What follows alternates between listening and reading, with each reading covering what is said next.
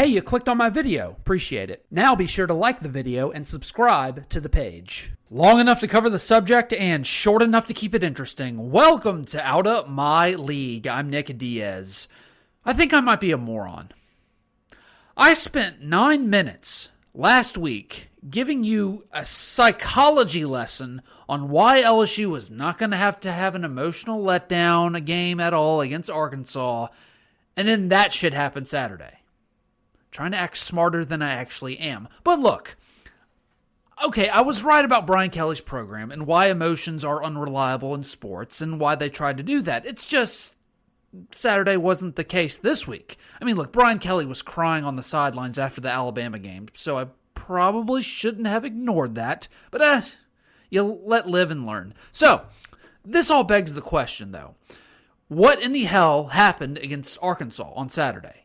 Well, I'll tell you. But first, let me say this. LSU fans, your team won the SEC West. Enjoy it.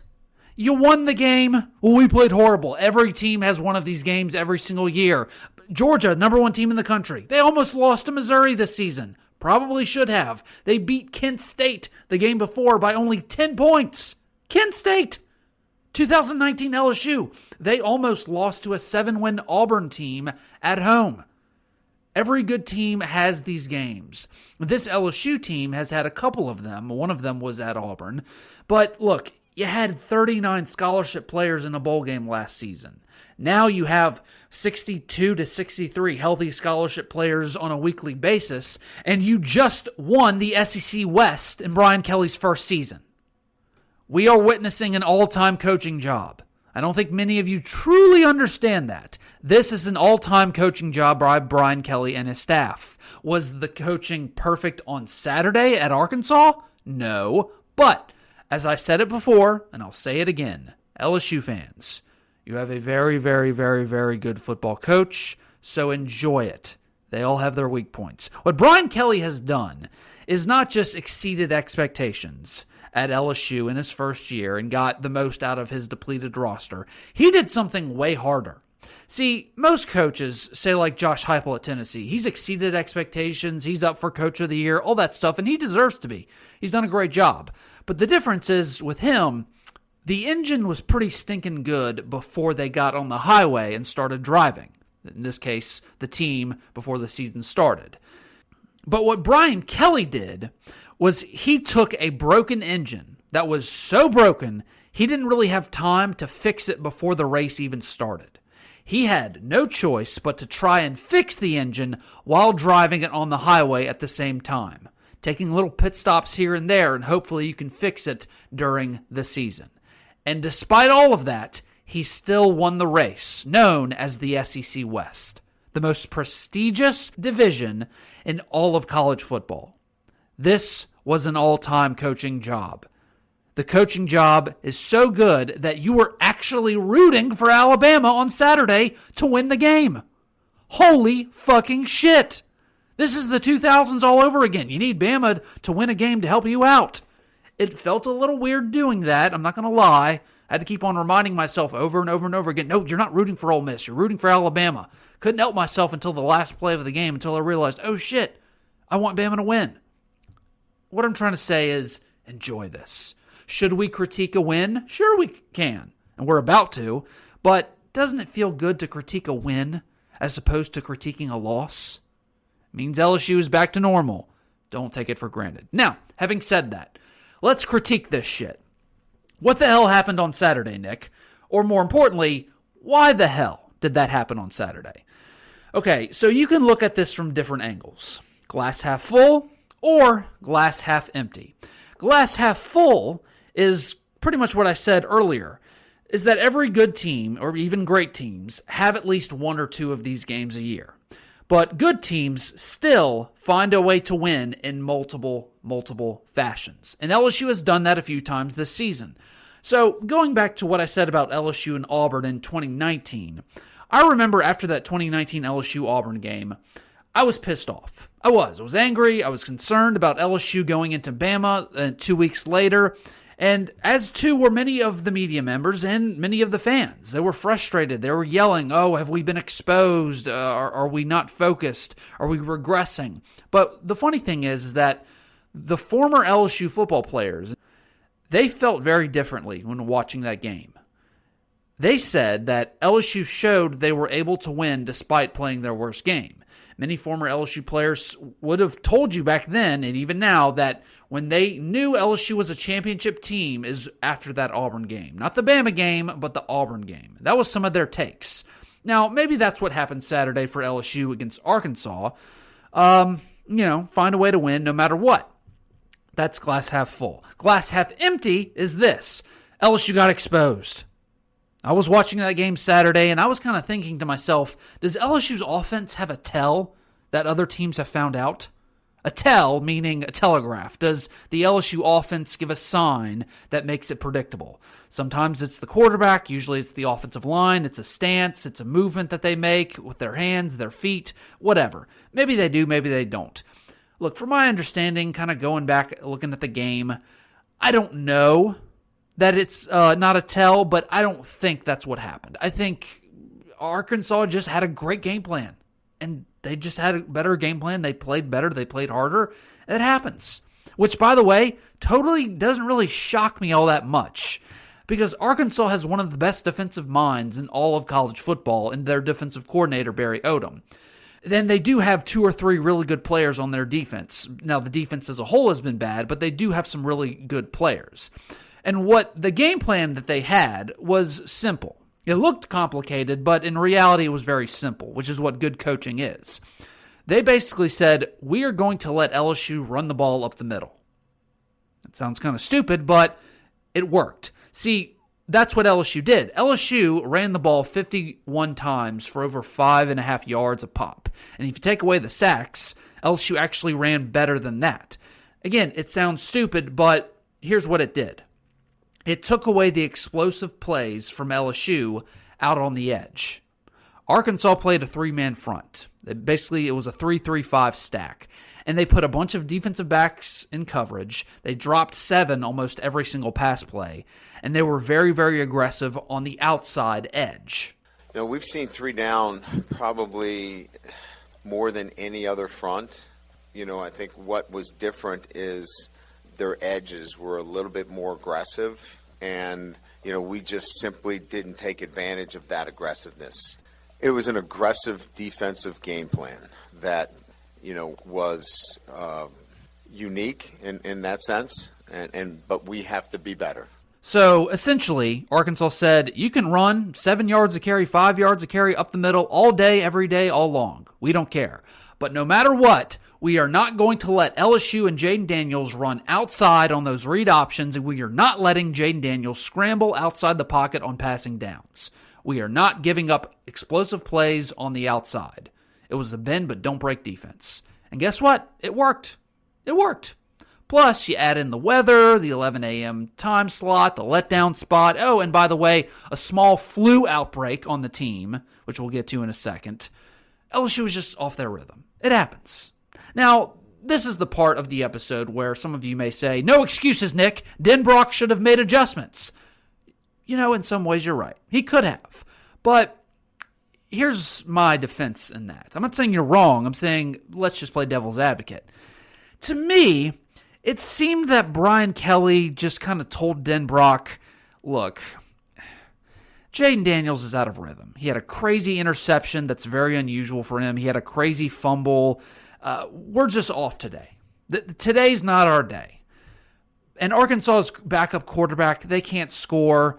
Let's just run the damn ball, play defense, and get the hell out of here. That's it. Now, that theory of mine kind of goes to shit when you consider Brian Kelly almost went for it on 4th down 3 times when he shouldn't have, once on his own side of the field. 3 times they got called for a penalty and decided to kick the field goal or punt. Hell, one of them was a fake punt that got called back, which in hindsight probably saved LSU the game. But so to me, that was Brian Kelly just getting frustrated and trying to breathe some momentum into his team by just going for it. I hated it. I understand it, but I hated it. sometimes you just got to kick the damn ball and live to see another day. And that's eventually what LSU started doing. Look, even Nick Saban is going for these crazy analytics or going for it when he should be kicking the ball, going for it when he should be punting. This is just what's happening all over football in general. But there's no reason why your defense is having a historic day to just start going crazy with all these fourth down calls. Now, speaking of historic, not only are we witnesses to a great coaching job this season by Brian Kelly, y'all, I think we are witnessing the potential birth of something historic on LSU's defense. Not for LSU's defense specifically, but something historic for football altogether. I never thought I would see another college football player like Tyrann Mathieu in my lifetime. And if I did, I didn't expect to see it on LSU. Lightning doesn't strike twice, and if it does, it happens a long time in between. Tyrann Mathieu, he was so much fun to watch on defense, for those of you that remember, that honestly, I had more fun watching him than I did most offenses in college football. That's what it was like watching Tyrann Mathieu his 2 years at LSU. I didn't watch the ball before the play was snapped. I would just watch to see where Honey Badger was lined up and just follow him. That's very unusual for a defensive player. But that is exactly what I and probably many of you are doing with Harold Perkins on every single play. Except he's doing it as a true freshman. I have never seen a defensive player this young, or really any defensive player, with that kind of closing speed. I have never seen a player that can rush the passer like Von Miller, that can also close in on you like Troy Polamalu, that can also have the ball-hawking instincts of Tyrann Mathieu, and spy a quarterback as if he were some kind of corner playing middle linebacker, spying the QB. To have that kind of speed. That's all in one player combined. And it's all in one player who hasn't even been able to memorize the frickin' playbook because he didn't play linebacker full-time in high school. That is what you are seeing with Harold Perkins. I'll go even further. There was a film study by Kyle Caskey on the Jordy Culotta show a couple of weeks ago. Kyle Caskey's a former NFL coach. He does film study on LSU. It's really great. And this guy, this former NFL coach, basically said that Harold Perkins is doing things that you should not be allowed to do. He's never seen a human being that has this kind of balance and flexibility on the football field in his lower body. There are certain change of direction plays in the open space that Harold Perkins has been making this season that almost defy logic of what humans are allowed to do. Y'all, Arkansas's backup quarterback Keith Hornsby runs Olympic track speed. Olympic track speed. And Harold Perkins ran him down every time. But the scariest part about all of this is that Harold Perkins is not just some freak athlete. Harold Perkins is not some basket case who think he's better than it all.